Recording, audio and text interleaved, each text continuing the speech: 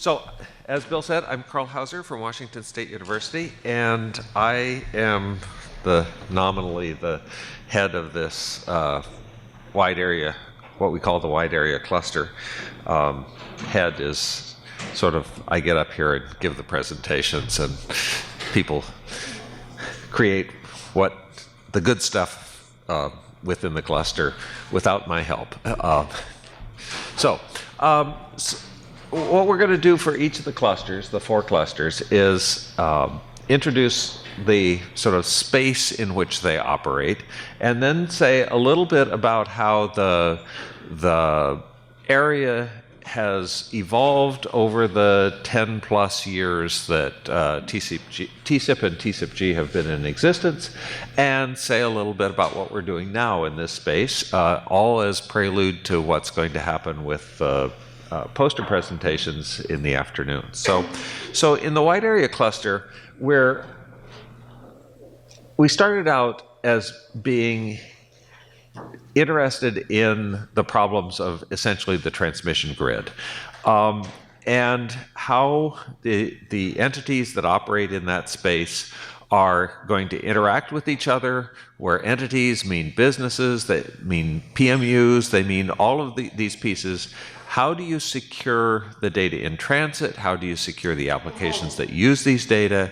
Was the general space in which wide area was operating.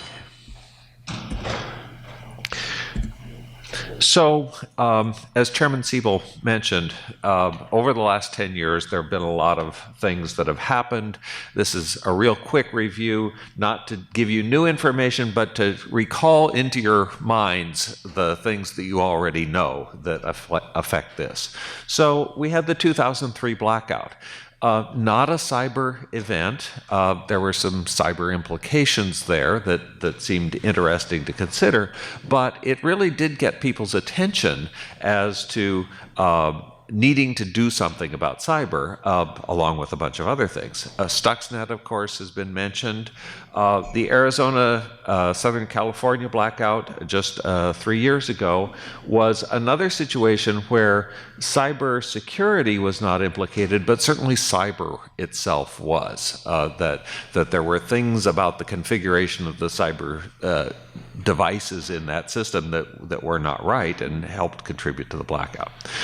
We've heard from the CIA over these 10 years that in unnamed foreign countries there have been blackouts caused by cyber attacks. Maybe not, but that's what they said. Pipeline in San Bruno blew up. SCADA cyber issues were involved, not cybersecurity, but all of these sort of cyber events point to the need to deal with cybersecurity, because if cybersecurity can be exploited, lack of cybersecurity can be exploited, you could get into these other areas. The other thing that's happened, is that we have made a lot of progress on coming together to talk about what's needed in the space of cybersecurity with these energy sector roadmaps. NERC-CIP has happened in this period, and people have got this on their brains a lot more than they did 10 years ago.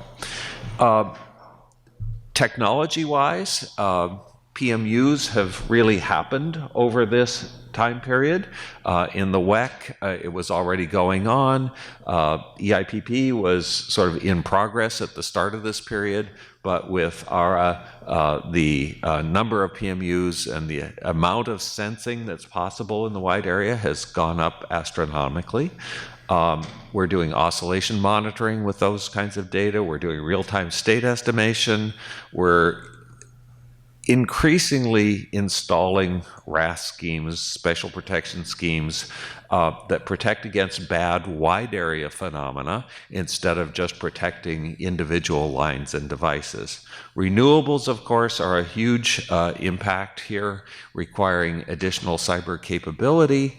And all of this really means that not only do we face this cyber threat space, but also we're building more and more cyber stuff that needs to be protected as part of this. So finally, trends-wise, we're increasingly interdependent between the critical infrastructures.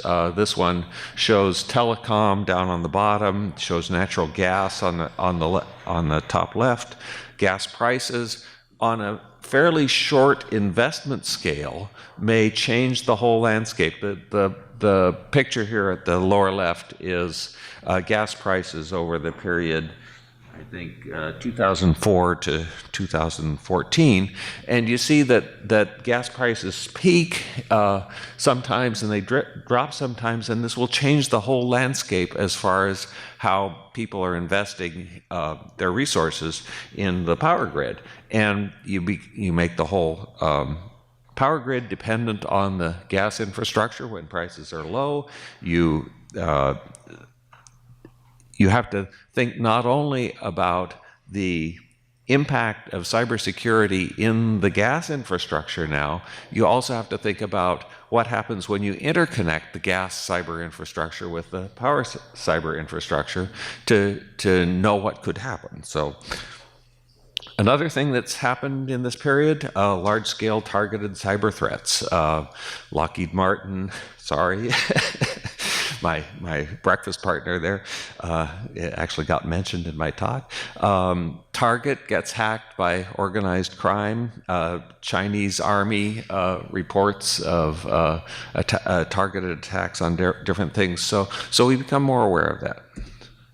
And of course, commodity networks, devices, and clouds are on all of our minds to a much greater extent even than they were 10 years ago. So steady stream of new vulnerabilities. We keep learning about new things that have to be dealt with.